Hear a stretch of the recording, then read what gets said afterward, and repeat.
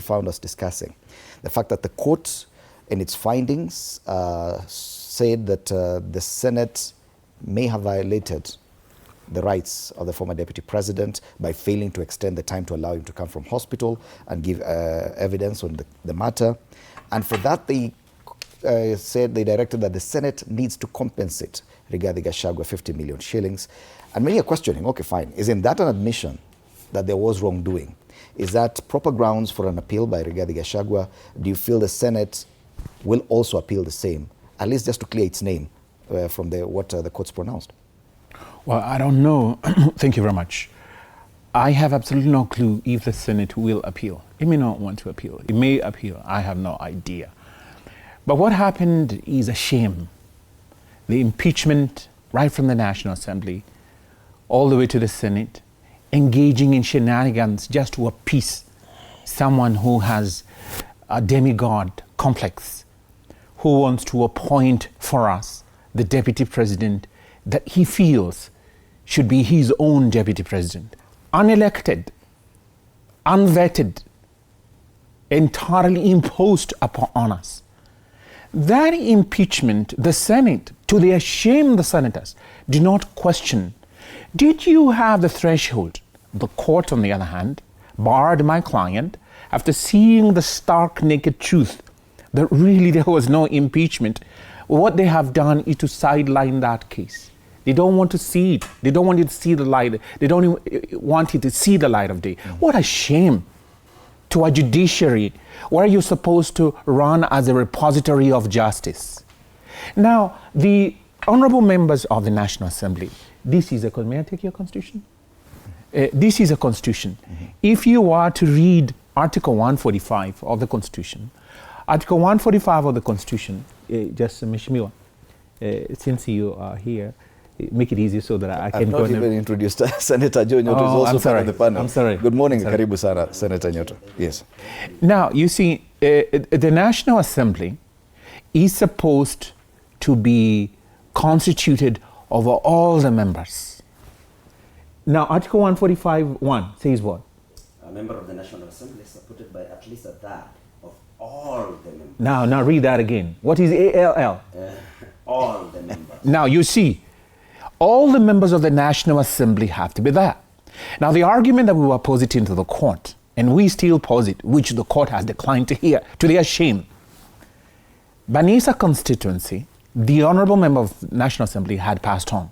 So he wasn't there. They were unrepresented. Their political rights were stifled. They were disenfranchised. The National Assembly Speaker did not want to hear that. He did not want to interrogate. National Assembly members did not even question. Mutuse, did you have all the members of the National Assembly? How many? A third? Or two-thirds? Or all? All. A third. No. We're talking about Mutuse's motion. It's a third of all the members of the National Assembly. So what do? They do not have the member for Banisa, Gwasi, now Suba South, Ugunja, and Magarini. Now, when you go to the population census, they aggregate in total 501,000 Kenyan people. 500,000 Kenyan people did not have a voice in the National Assembly. Now, what I expected the members of the National Assembly to question is, Mutuse, did you have all the members of the National Assembly? So that you can get a third of them to get your motion. Now, secondly, Mutuse's motion. An arithmetic issue. No, it's not arithmetic. You're supposed to convene. Now, go back now to the issue of the Speaker of the National Assembly. When you're voting for the Speaker of the National Assembly, you have to have all the members present. Why? Because every constituency is being represented as a voice of that constituency, those people. Now, when you come to Article 145(2), when they were voting against the Constitution, the framers of the Constitution were very careful to say, all the members of the National Assembly have to be present at that voting. Now, what happened is that you did not have that threshold met. Again, those four constituencies, Banisa, Ugunja, Magarini, and Gwasi, Suba South, were unrepresented. What did that mean for the motion? It was dead on arrival. Did anybody question it? No. Did the Speaker of the National Assembly even investigate that? He chose to be blind to it because he was under a political mission. And that political mission had to be executed. Now let me finish by saying this.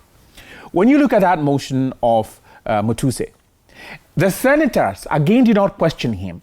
Why is it that we have 8 names that are cancelled?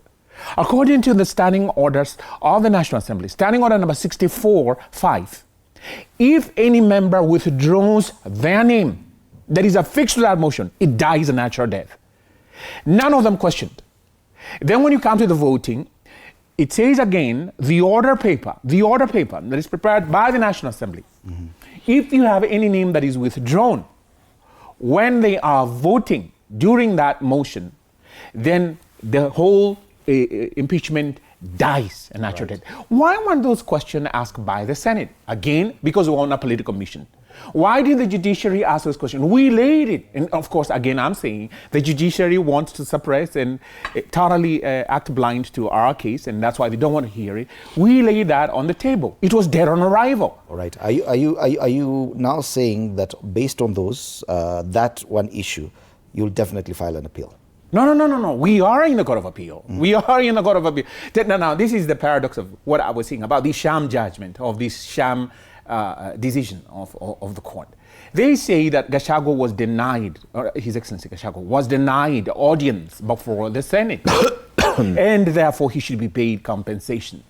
Now, that in itself suffices. It's an admission, as it were, by them. That look. Can you allow us also to say something? I'll come back to you. You had the podium before we were. Yes, okay, proceed. Yeah.